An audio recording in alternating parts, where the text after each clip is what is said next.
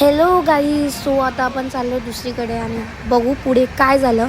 Part 2 मध्ये तुमचं स्वागत आहे. ब्लॉग पूर्ण बघा. सो मी आता आले आहे मुघल सराई, पण याचं ॲक्च्युली ते नाव दीनदयाल आहे आणि ते मार्केट आहे, तुम्ही बघू. सो गाईज, हे नॉर्मल मुघल सराईचं मार्केट तुम्ही बघू शकतात. इकडून मला जायचं होतं दुसऱ्या ठिकाणी, सो तिकडून मी रिक्षा पकडली.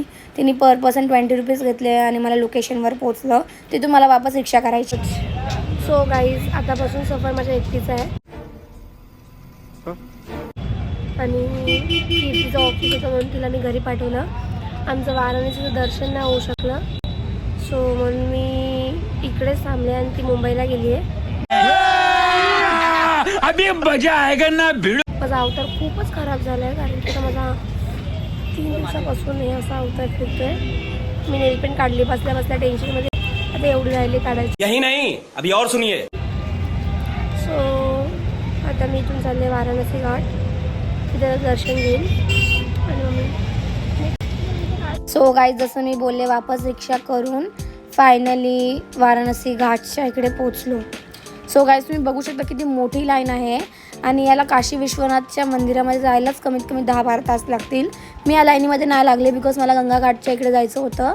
जाता जाताच खालीच आम्हाला हे गेटच्या इकडे शिवलिंगाचे दर्शन झाले आणि खूप छान वाटलं बघून. सो तिकडून मी फायनली काशी विश्वनाथला पोचलेले आहे.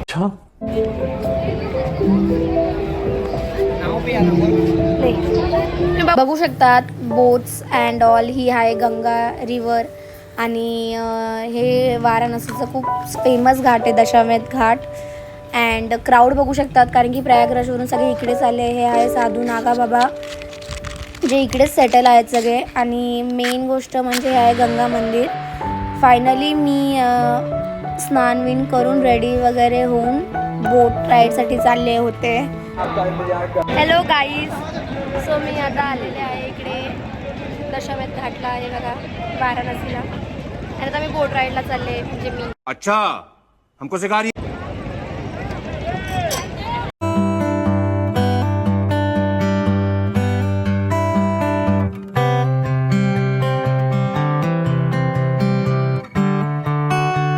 Hello guys. सो आता मी बोटिंग करते. आम्ही म्हणजे ती सवय झाली ना, मी बोले बेटा तुमसे ना हो पाएगा. हे सगळे घाट्स आहेत टोटल. हे गंगा रिव्हर.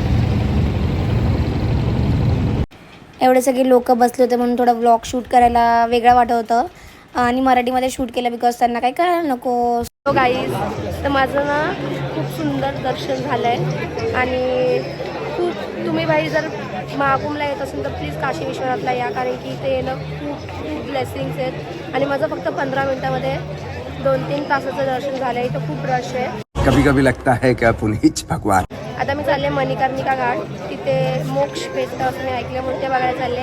आता सध्या मी दशाश्वमेध घाटमध्ये आहे आणि खूप मस्त दर्शन झाले. आता मी चालले मणिकर्णिका घाट आणि मग मी जाईल मुंबई. बाय. हे बघा, इकडे गंगा आरती आज बंद आहे. आज म्हणजे जोपर्यंत महाकुंभ आहे 26 फेब्रुवारी तोपर्यंत गंगा आरती बंद आहे. आणि बघा तिकडला मला जे पंडित आहे ना, त्यांनी काशी विश्वनाथमध्ये त्यांनी मला हे गळ्यात घातले. अँड तिकडे मोबाईल्स वगैरे काही अलाउड नाही आहे. आणि हे जे मागे तिथे गंगा मंदिर आहे, तर तिकडे आरती होते, ती पण आरती मला भेटली. सो खूप छान दर्शन झालं आणि मी खूप happy. Bye bye.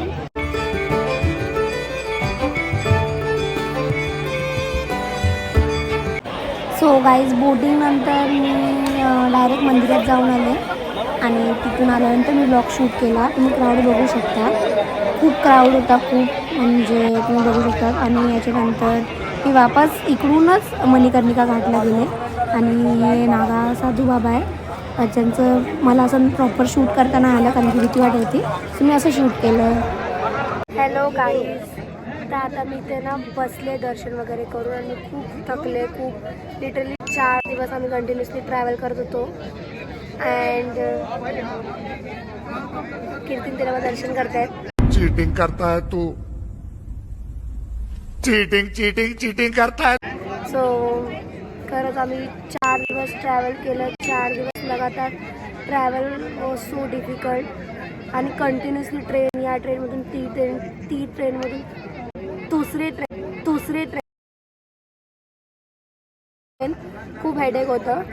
So finally आमचं Varanasi trip, Prayagraj trip finally एकदम सक्सेसफुली डन झाली आहे.